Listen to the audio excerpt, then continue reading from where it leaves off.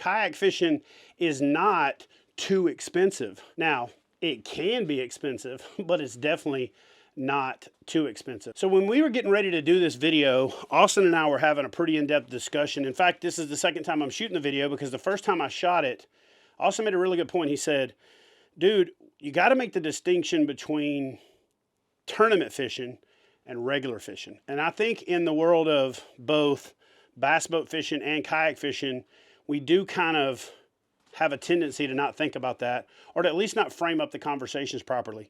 For example, kayak fishing is nowhere near too expensive. I started fishing out of roto-molded kayaks in 1996. So I'm at 30 years of fishing from a kayak. 15 years ago, when I was writing the book, Kayak Bass Fishing, I'm sitting in a Wilderness Systems Ride 135, and back then, the seat was on the boat.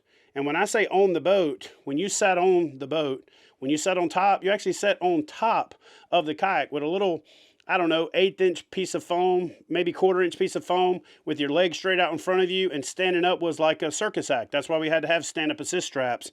And so this boat back then was a little over $1,000, maybe $1,200 before they stopped making it.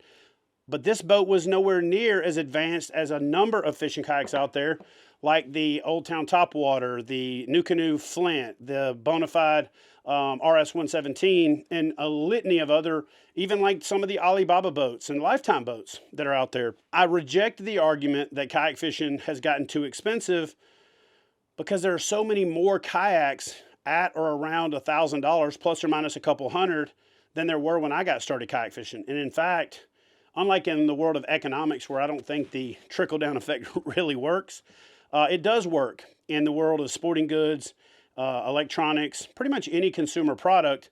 As something new comes out, the older stuff gets a little bit less expensive, and the older stuff has the advantages that the almost old, the one generation ago stuff had kind of built into it. So right now, this argument that because there are expensive kayaks out there, that kayak fishing has gotten too expensive is silly. Because there are more kayaks now, again, I'm doing a lap around myself right now, there are more kayaks with better features for less money than there were 30 years ago, 20 years ago, and even 10 years ago, because some of these newer, more expensive kayaks have made that possible, because the companies have, the profitability from the more expensive kayaks, and therefore they can offer the other stuff a little bit less, and they don't have to invest in as much money in bringing that product to market. A lot of the tooling cost amortized into the original boat has already been paid off, so now they can offer that gateway or that entry-level product a little bit cheaper. But I really like the distinction that Austin brought up.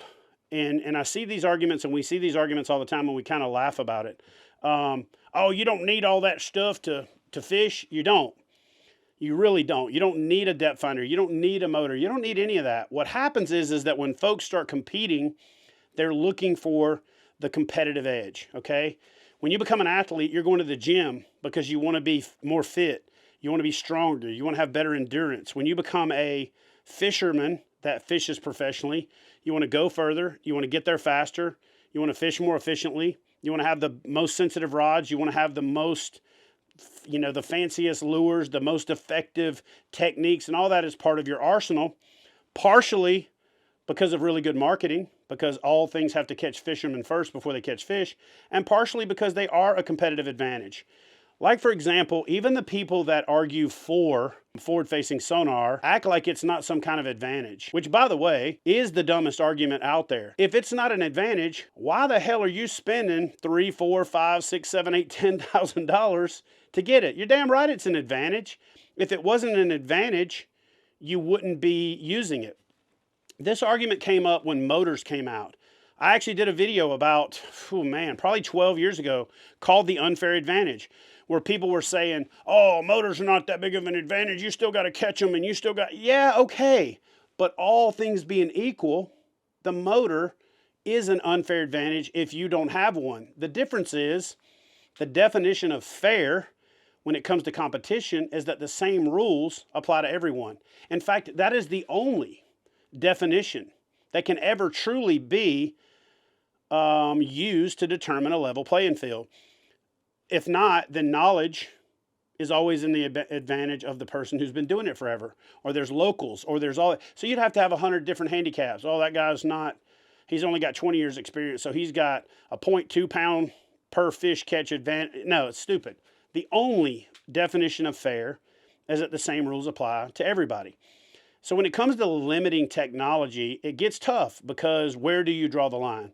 You know, where do you provide the limitations? And so to me, when people start talking about, oh, we need a tournament where all that stuff's not allowed, is that really a tournament, right? That's like having football players play without cleats.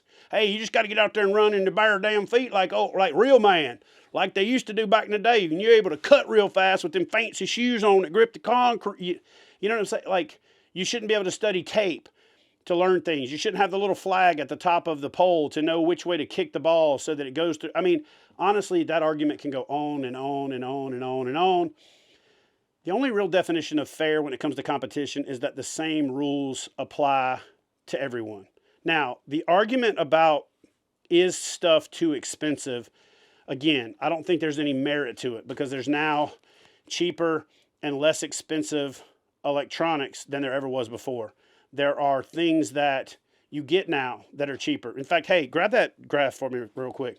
You know, 10, 12, 15 years ago when DSI came out, you couldn't get a DSI unit that had any type of features in it for less than about $800. Now you can buy this thing, Lowrance Eagle 4X, that's got DSI, it's got graphs, it's got 2D sonar, it's got all of that stuff in a little tiny package that's under $500. So again, when it comes to are fishing kayaks too expensive, I think if you think that, you're looking in the wrong place. You're going car shopping and thinking about race car prices, okay? So there's a difference between competition and consumer products. There's a difference between competition and just going out for recreation. There's recreational fishing, and then there's competition fishing. And I think too often, to Austin's point, we put them under one umbrella and we argue in this container about two completely different things. So when it comes to competition fishing, competitors are always going to look for that thing that gives them the competitive advantage. That's part of competition. And I know there's arguments like the PGA doesn't allow you to do this. You gotta walk. You can't ride a cart. That's all great. But when it comes to the point of this discussion is that everybody is commenting like crazy. Everywhere I look, not just on the recent video that we released about this thing is going to kill kayak fishing, but everywhere. Oh, fishing kayaks have gotten too expensive. And then the other thing that really I feel is silly is how many people say, this is what kayak fishing is to me, so therefore it's what it should be to you. And that part I'm going to firmly reject, okay? First of all, I'm a grown-ass man. Most of y'all are grown-ass men or women, and you get to decide what you want to do with your time, with your money, what you put your effort into. So the narrative that you should decide for somebody else how they define what they do with their time is BS. You know, I met a guy in Wisconsin a few years ago. He said, you don't tell me how to freedom, I won't tell you how to freedom. And that has stuck with me ever since then. So again, when it comes to determining how you do what you do, or even why you do what you do, don't project that onto somebody else, because that's not the American way. It's not the world. It's not the way of the world. If I want to go fishing one day with a $25,000 kayak, and I've worked my ass off to put myself in a position to have the benefit of being able to do that, then who are you to tell me that I can't? But in the same vein, that doesn't mean the next day I can't grab an RS-117, 2 rods, and a couple frogs off the wall and just go fish that way. The problem that I've come across is that I have done a poor job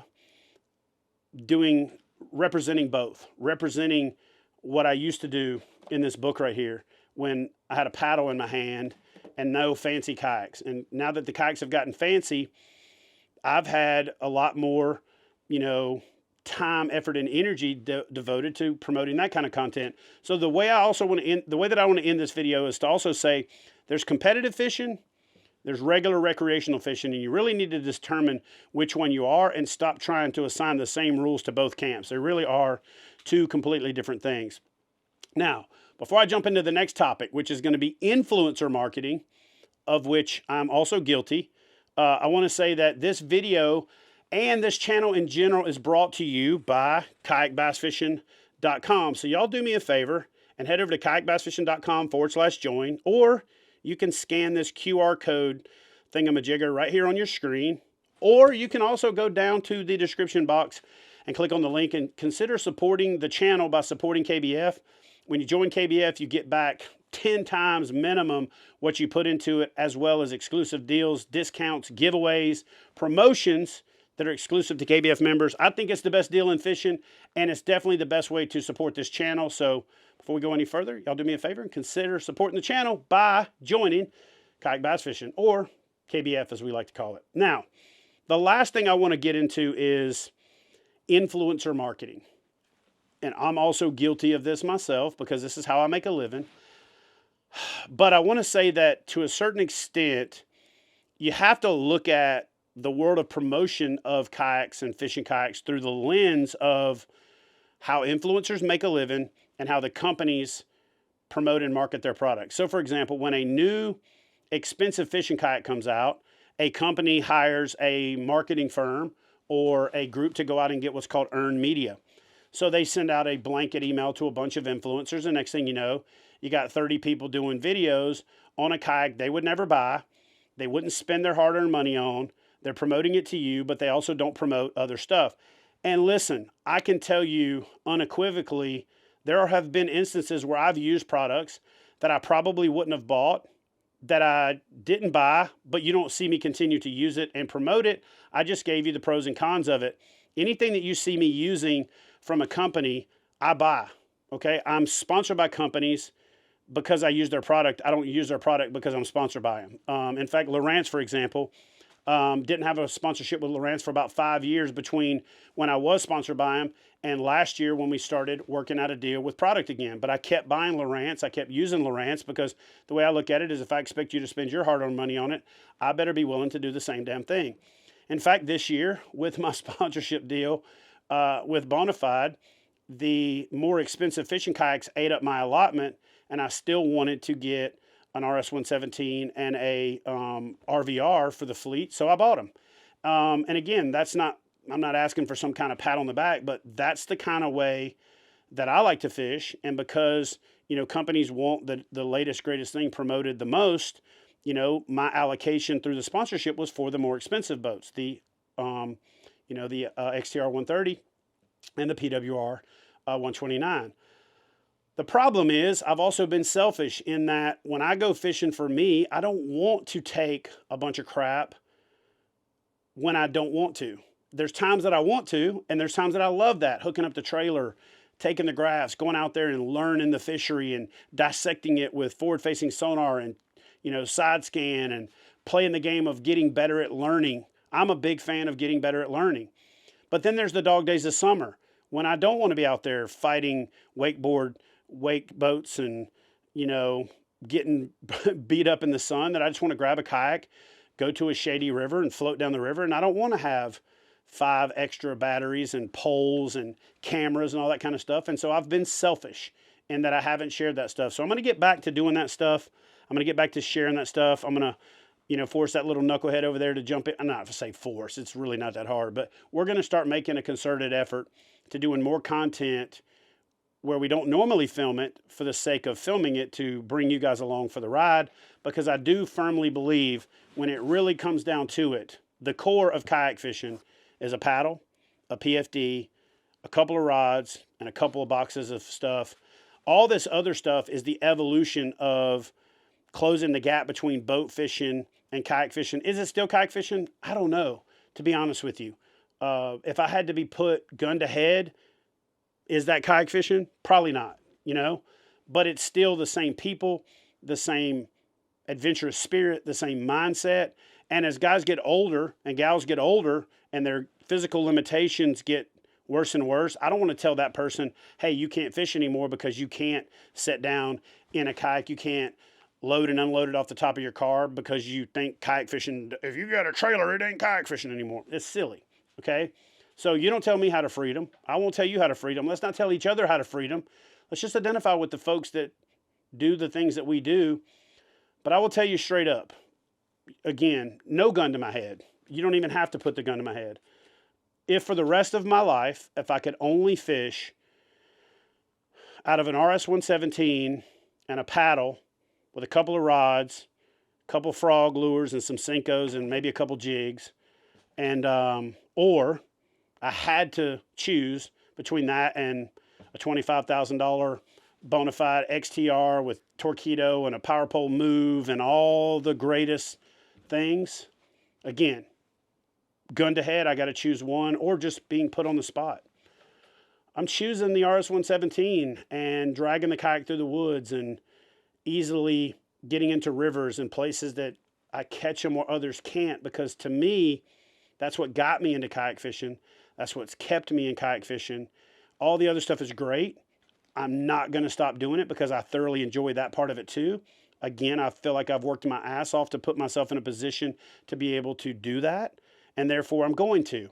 And I'm going to present and promote those products to the folks that's the way they want to fish. But that being said, kayak fishing is not too expensive, but you can make it expensive, okay?